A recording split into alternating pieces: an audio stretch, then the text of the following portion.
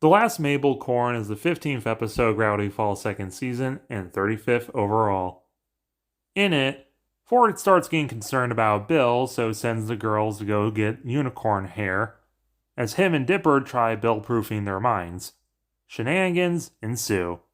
The episode's name and roughly plot is a parody of The Last Unicorn, which was adapted into a Rankin Bass animated special, which is one of the prettiest things ever. The episode begins with Dipper sleeping with a book, the sibling bros, in The Telltale Fable of the Unstable Table, which calls back season 1, and Mabel sleeping with a totally copyright-free, totally distinct, not My Little Pony, Hasbro, please don't sue us. Ford is sleeping in the same room from Carpe Diem, much like how Stan was in Tale 2 Stans. We cut into his dream and we see the portal, the swing set, and the Stan of War. Show yourself! Well. Aren't you a sight for sore eye? Stanford Philbrick Pines, my old pal! This dream sequence where Bill recognizes Ford was originally meant to play at the end of Tale 2 Stans, but was cut for time and moved here. We learn that Ford's middle name is Philbrick, after his father, and this also pays off how Bill knew who Stanford was in his first appearance in Dreamscaperers. Bill knows about the dimensional rift. You'll slip up, and when you do... You see like this extended Cypher Zodiac with a Cthulhu reference. The Mystery Twins consider playing board games like Battle Chutes and Ladder Ships, which is clearly Chutes and Ladders and Battleships, Necronomicon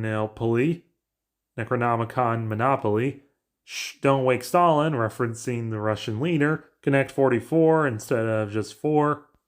They ultimately settle on What Could Possibly Go Wrong, a clear reference to Jumanji, a board game which turns the whole world into this jungle adventure. You probably have seen it. I've seen it in school twice. Maybe I'm just old like that, but... Girls and potions! Are you going to tell us we're finally of age to go to wizard school?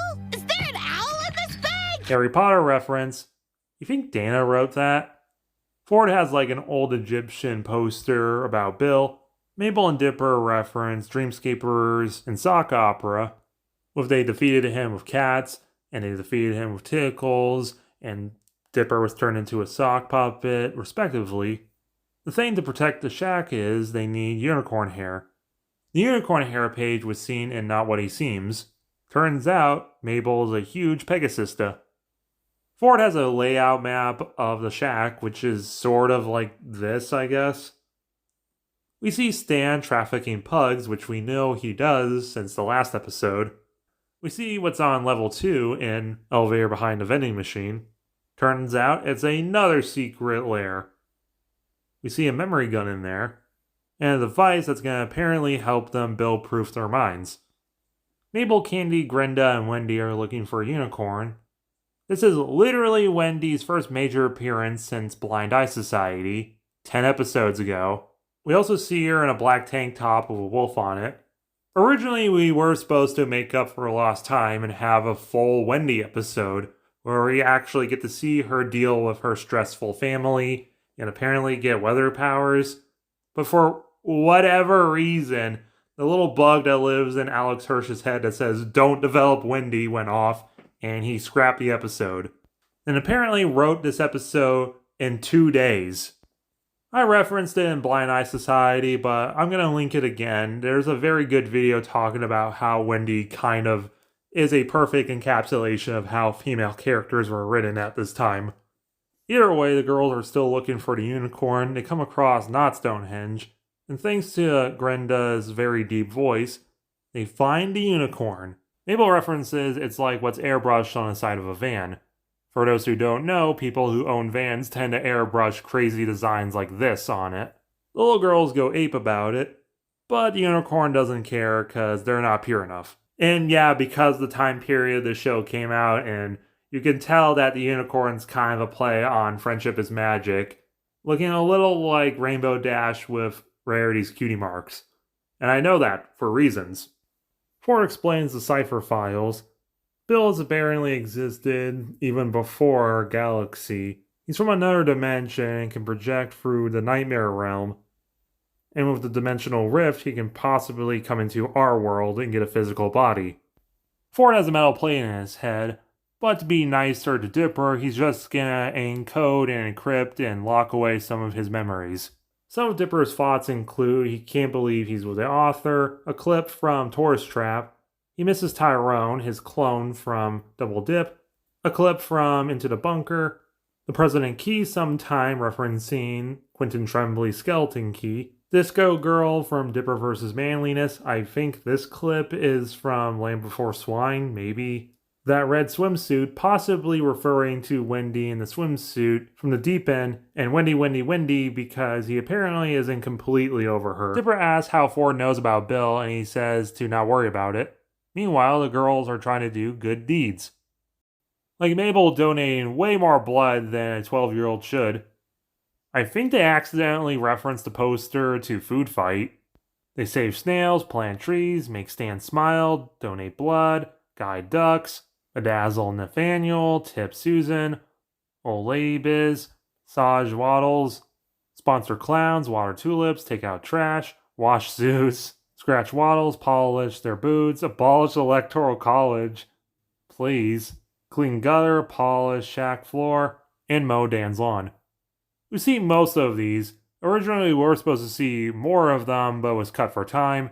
And originally, the song playing during the montage was going to be Bad Reputation by Joan Jett. But no matter what they do, the unicorn says they're not good enough. So they decide to go plan B, Wendy's plan, and they go to the sketchy gnome bar, do a bust, and then just drug the unicorn and get the hair. And it turns out there were more unicorns and she was lying. The line that the unicorn's horns point to the nearest rainbow was originally supposed to point to the nearest Trapper Keeper, referencing Lisa Frank, who famously does all these cutesy, girly drawings and Trapper Keepers. But apparently Trapper Keeper is copyrighted, so they had to change it. Mabel, realizing the unicorn's awful, punches her, and this leads to the girls fighting them. It cuts away right before the fight actually begins. Originally, we were supposed to see a little bit more of it, but it was cut for time. It actually was animated. Anyone else want some? Dipper is kind of bored waiting for the machine, so he uses it on Ford to see what's up. And oh my god! And oh no, the lighting on his glasses, ah! But it turns out he's fine. Also, the memory gun doesn't work on Ford because, again, the metal plate in his head. Ford finally explains that long ago, he kind of hit a roadblock and didn't know where else to go to investigate the mysteries of Gravity Falls, until eventually he found a possibly aboriginal drawing of Bill. Then he was taking a nap, and Bill entered his dreams, even though he was never actually invited in like Bill has to be.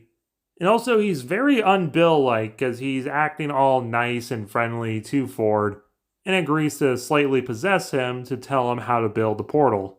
Like I alluded to in my video about sock opera, it's incredibly self-destructive and stupid of Bill to have smashed the laptop, and the whole "you're finding too many answers too quick" thing is clearly just Alex putting himself into Bill, because he accidentally gave Dipper too much of an advantage early on in the season.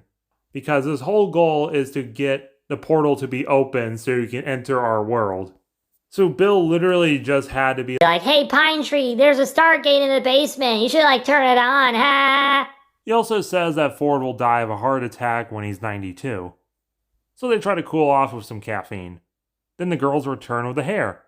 And some unicorn treasure, which includes sugar cubes, hoof polish, bedazzled horseshoes, man-horse calendar, I don't know if they should be looking at that, and a crystal gem apple. Protected your family. You're a good person, Mabel. Thanks, Grunkle Ford. But today I learned that morality is relative. Money!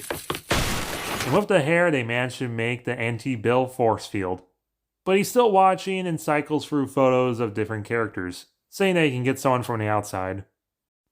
Mabel outfit check. Her main sweater of the episode is a yellow-orange reddish orange and red striped sweater with a unicorn on it she defiantly rips off. We see a younger Mabel in her shooting star sweater, and a brief cameo of her big sleeping shirt. Our key is Schmenderick. Our code is, a simple man with eager ears may trust the whispers that he hears. Our page is, in Cypher's game he needs a pawn. Be sure to know which side you're on. Also, it's Ford's face. This is a great episode. Yeah, I rag on how inconsistent Bill is, but in the moment, it really doesn't matter, given how well the show is performed.